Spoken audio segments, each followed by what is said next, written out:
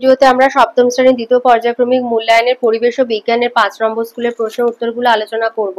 প্রথমে আছে physical science, একে দিয়েছে সঠিক উত্তরটি নির্বাচন করো। আয়তে বলেছে সমতল দর্পণের গঠিত প্রতিবিম্ব সমশীর্ষ এবং সমান। 2 দিয়েছে চুম্বকত্বের নিশ্চিত প্রমাণ শুধুমাত্র বিকর্ষণ ধর্ম। 3 আলোক রশ্মি সমতল দর্পণের উপর লম্বভাবে আপতিত হলে প্রতিফলন কোণ হবে 0 ডিগ্রি। 4 একটি তড়িৎ প্রবাহে কোনটি তড়িৎ প্রবাহে সক্ষম? গ্রাফাইট। 5 রংধনু সৃষ্টির জন্য আলোর কোন ঘটনা দায়ী? বিচ্ছুরণ। 6 ইলেকট্রিক ইস্ত্রিকে গরম হতে যে তার সাহায্য করে তা হলো নাইক্রোম। 7 শক্তির আদিম উৎস হলো সূর্য। 2 এর আয়তে দিয়েছে প্রাকৃতিক চুম্বক পাথরের নাম ম্যাগনেটাইট। 2 চৌম্বক দৈর্ঘ্য জ্যামিতিক দৈর্ঘ্যের অনুপাত হচ্ছে 0.86।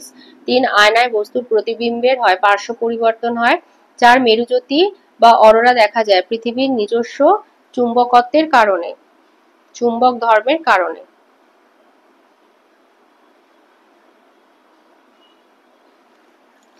পাঁচ দিয়েছে টর্চের সেলের ভেতরে থাকা রাসায়নিক পদার্থ, সেই সেলকে বলা হয় নির্জল কোষ বা ড্রাই সেল। 6 সৌরশক্তিকে উদ্ভিদ রাসায়নিক শক্তিতে রূপান্তরিত করে।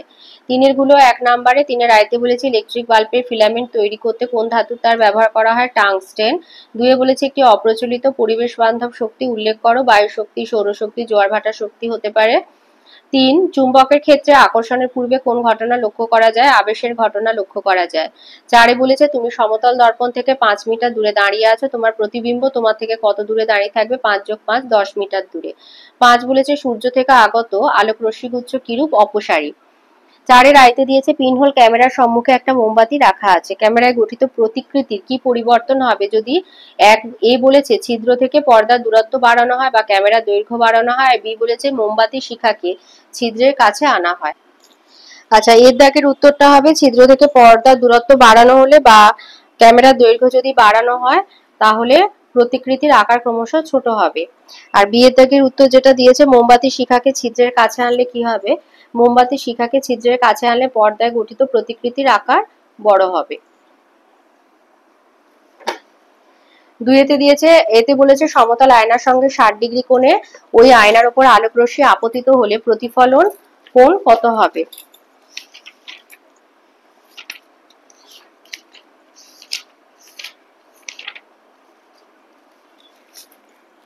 সমতল আয়নার সঙ্গে 60 ডিগ্রি কোণে ওই আয়নার উপর আলোক রশ্মি আপতিত হলে প্রতিফলন কোণ কত হবে? আমরা জানি আপাতন কোণ সমান প্রতিফলন কোণ। তাহলে এই যে রশ্মিটা পড়ছে এটা হচ্ছে এই যে আপতিত রশ্মি, এটা এসেছে 60 ডিগ্রি কোণে মানে সমতলে পড়েছে। তাহলে এখানে প্রতিফলন এই আপাতন কোণ হচ্ছে 90 - 60 30 ডিগ্রি। তাহলে 30 ডিগ্রি আপাতন কোণ হলে প্রতিফলন কোণও 30 ডিগ্রি হবে। তাহলে আমাদের এখানে 60 ডিগ্রি কোণে আয়নার উপর আলোক রশ্মি আপতিত হয়েছে, তাহলে আপতিত রশ্মি সমতল আয়নার সঙ্গে 60 ডিগ্রি কোণ করে পড়েছে, তাহলে প্রতিফলন কোণ হবে 90 ডিগ্রি - 60 ডিগ্রি 30 ডিগ্রি। বিতে বলেছে 6 ফুট লম্বা একজন মানুষ আয়নার সামনে দাঁড়ালে তার প্রতিবিম্বের দৈর্ঘ্য কত হবে? যেহেতু আয়নার সামনে সমশীর্ষ প্রতিবিম্ব হয় মানে সমান উচ্চতা বিশিষ্ট, তাই সেই প্রতিবিম্বের দৈর্ঘ্য 6 ফুটই হবে। 3 বলেছে তড়িৎ চুম্বকের শক্তি বৃদ্ধি করার 2টি উপায় লেখো।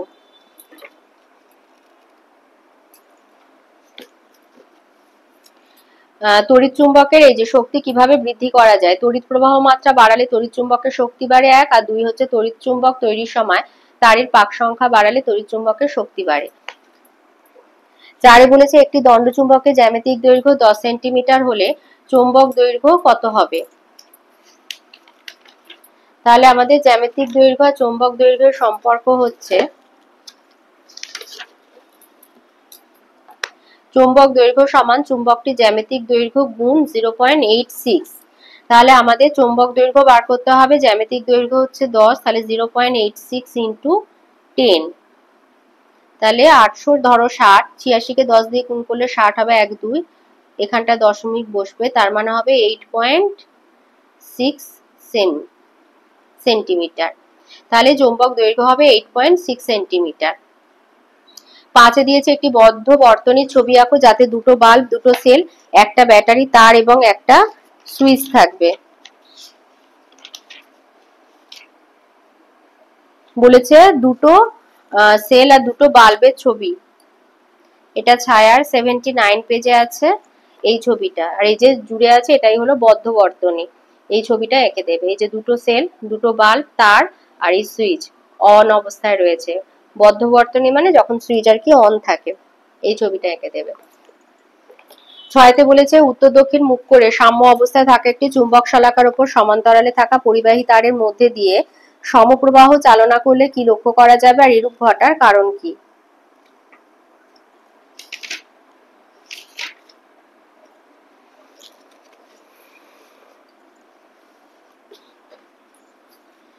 সুইচ অন করা মাত্রই দেখা যাবে যে চুম্বক শলাকার উত্তর মেরু লোহার দণ্ডের দ্বারা বিকর্ষিত হচ্ছে। কি লক্ষ্য করা যাবে? বিকর্ষিত হয়ে দূরে সরে যায়। যেহেতু দুটি চুম্বকের সমমেরু পরস্পরকে বিকর্ষণ করে,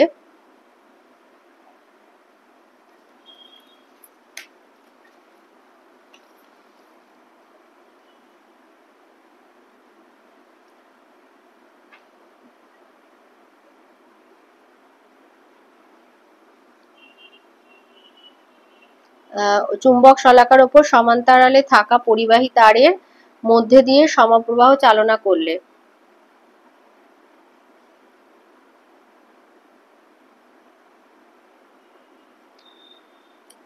তাহলে একটা লোহার দণ্ড, লম্বা অন্তরিত তামার তার, একটা সুইচ, শক্তিশালী ব্যাটারি আর একটা চুম্বক শলাকা নিতে হবে। লোহার দণ্ডের উপর অন্তরিত তামার তার জড়িয়ে একটি চুম্বক শলাকার উপরে সমান্তরালে থাকা পরিবাহী তারের মধ্যে দিয়ে সমপ্রবাহ চালনা করলে কি লক্ষ্য করা যায়? আচ্ছা, লিখবে যে বর্তনীতে সেফটি পিন বোর্ড পিনের সঙ্গে সংস্পর্শ করানোর সঙ্গে সঙ্গে চুম্বক শলাকার মেরু বিক্ষিপ্ত হয় এবং সেফটি পিন দূরে সরালে শলাকার উত্তর মেরু দক্ষিণ দিকে মুখ করে দাঁড়ায়। মানে এই একটা বর্তনী তৈরি হয়েছে। এখানে ব্যাটারি দিয়েছে, ব্যাটারি দিয়ে এই যে চুম্বক শলাকা নেওয়া হলো, সাম্য অবস্থায় উত্তর দক্ষিণে মুখ করে অবস্থান করে। এবার খুব সাবধানে চুম্বক শলাকার দুই চুচালো মুখ বরাবর সামান্য উপরে বর্তনীর বড় তারটিকে টান টান করে ধরে সুইচ অন করলে দেখা যাবে যে বর্তনীতে সেফটি পিন বোর্ড পিনের সঙ্গে স্পর্শ করানোর সঙ্গে সঙ্গে চুম্বক শলাকার মেরু বিক্ষিপ্ত হয়। আর সেফটি পিন দূরে সরালে মানে যখন বর্তনীতে আর কি প্রবাহ বিচ্ছিন্ন করা হচ্ছে তখন সেটা উত্তর দক্ষিণ মুখ করে দাঁড়িয়ে আছে। যখন বর্তনী সংযুক্ত করা হচ্ছে মানে তড়িৎ প্রবাহ হচ্ছে তখন চুম্বক শলাকার মেরু বিক্ষিপ্ত হয়। তো এবারে এরকম ঘটার কারণ কি? এরকম ঘটার কারণ হচ্ছে যে বর্তনীতে তড়িৎ প্রবাহ ঘটলে চুম্বক শলাকার বিক্ষেপ ঘটে প্রথম ক্ষেত্রে, আর দ্বিতীয় ক্ষেত্রে তড়িৎ প্রবাহিত না হলে শলাকার বিক্ষেপ ঘটে না, স্থির হয়ে দাঁড়ায়। তার মানে তারের মধ্য দিয়ে তড়িৎ প্রবাহের ফলে একটা চৌম্বক বল সৃষ্টি হয়।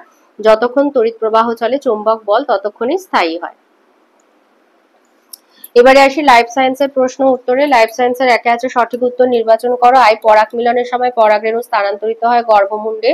2, কোন পাতায় সৃষ্ট মূল বংশ বিস্তারে সাহায্য করে? পাথরকুচি। 3, ফুলের কোন অংশটি ফলে রূপান্তরিত হয়? গর্ভাশয়। 4, গুচ্ছমূল দেখা যায় ধান গাছে। 5, মূলের ডগায় উপস্থিত টুপির মতো অংশটি মূলত্র। 2 শূন্যস্থান পূরণ করতে বলেছে। আইতে উষ্ণতা বৃদ্ধিতে ব্যাপনের হার বৃদ্ধি পায়। 2, ফণিমনসা অতিরিক্ত বাষ্পমোচনে বাধা সৃষ্টি করে ফণিমনসার পাতা। 3, তেঁতুল পাতার ফলক যৌগিক পত্রের উদাহরণ বেল পাতা হতে পারে। 4 দিয়েছে বাঁশকলা, পাম প্রভৃতি গাছের কাণ্ডের ভূমিকা হলো বংশবৃদ্ধি করা। 5, সেপটিক ট্যাঙ্কের বিষাক্ত গ্যাসটা বইয়ে 214 পাতায় আছে হাইড্রোজেন সালফাইড H2S। 3 আছে অতি সংক্ষিপ্ত উত্তর দিতে বলেছে। আইতে একটি রূপান্তরিত মৃদুগত কাণ্ডের উদাহরণ আলু। 2, আমের রসালো শাঁসযুক্ত অংশ আমরা খেয়ে থাকি, একে বলে মধ্যত্বক। 3, কুমড়ো ফুলে কিরকম পরাগযোগ লক্ষ্য করা যায়? ইতর পরাগযোগ লক্ষ্য করা যায়। 4, পেঁয়াজ কাটার সময় চোখ জ্বালা করে, এটি কোন ঘটনার ফলশ্রুতি? ব্যাপনের ফলশ্রুতি। 5, গাছের মূলরোমের মাধ্যমে মাটি থেকে জল শোষণ কোন ঘটনার উদাহরণ? অভিস্রবণ ঘটনার উদাহরণ। 4 আইতে দিয়েছে মৃদুবর্তী অঙ্কুরোদ্গম বলতে কি বোঝায়? উদাহরণ দাও।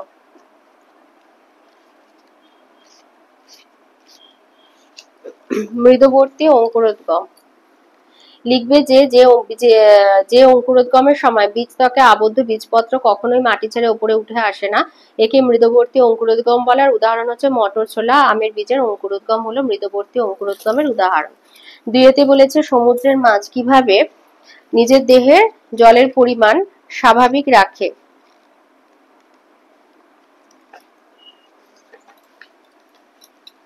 লিখবে সমুদ্রের মাছ যে পদ্ধতিতে নিজের দেহে জলের পরিমাণ স্বাভাবিক রাখে তাকে অসমোরেগুলেশন বলা হয়। সমুদ্রের জলে লবণের পরিমাণ সামুদ্রিক মাছের দেহের লবণের তুলনায় অনেক বেশি।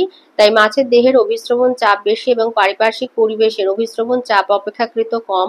এর ফলে মাছের দেহ থেকে জল বেরিয়ে যায়। দেহে জলের পরিমাণ স্বাভাবিক রাখার জন্য মাছ ঘন মূত্র ত্যাগ করে, ফলে দেহ থেকে জল ক্ষয় কম হয়। এর ফলে এছাড়া ফুলকার মাধ্যমে অতিরিক্ত লবণ ত্যাগ করে দেহ জলের ঘনত্ব অপরিবর্তিত রাখার চেষ্টা করে। তিনেতে দিয়েছে হাইপোটনিক দ্রবণ কাকে বলতে কি বোঝো, এক্ষেত্রে কোষে কোন ঘটনা লক্ষ্য করা যায়?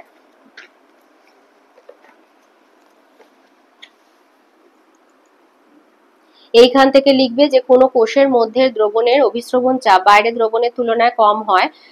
যদি কোনো কোষের মধ্যে দ্রবণের অভিস্রবণ চাপ বাইরের দ্রবণের তুলনায় কম হয় তবে কোষের বাইরের দ্রবণটিকে কোষ সাপেক্ষে লঘুসারক বা হাইপোটনিক দ্রবণ বলা হয়। এক্ষেত্রে ক্রমশ বাইরে থেকে কোষের মধ্যে জল ঢুকতে থাকবে। 4 বলেছে পত্রমূল কি, এর কাজ কি?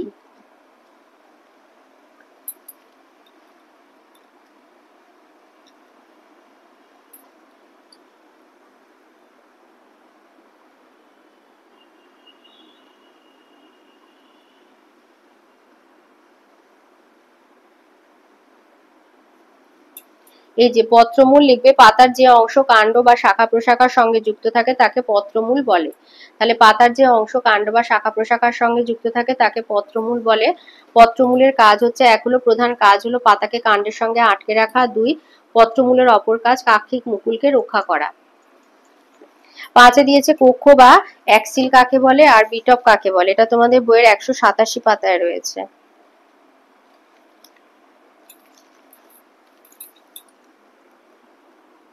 লিখবে পাতা এবং কাণ্ডের মাঝে যে কোণ তৈরি হয় তাকে কক্ষ বা অ্যাক্সিল বলে, আর মাটির উপরে কাণ্ড বা শাখা প্রশাখা বা ডাল, পাতা, ফুল ফল নিয়ে গাছের যে অংশ তাকে বিটপ বলে।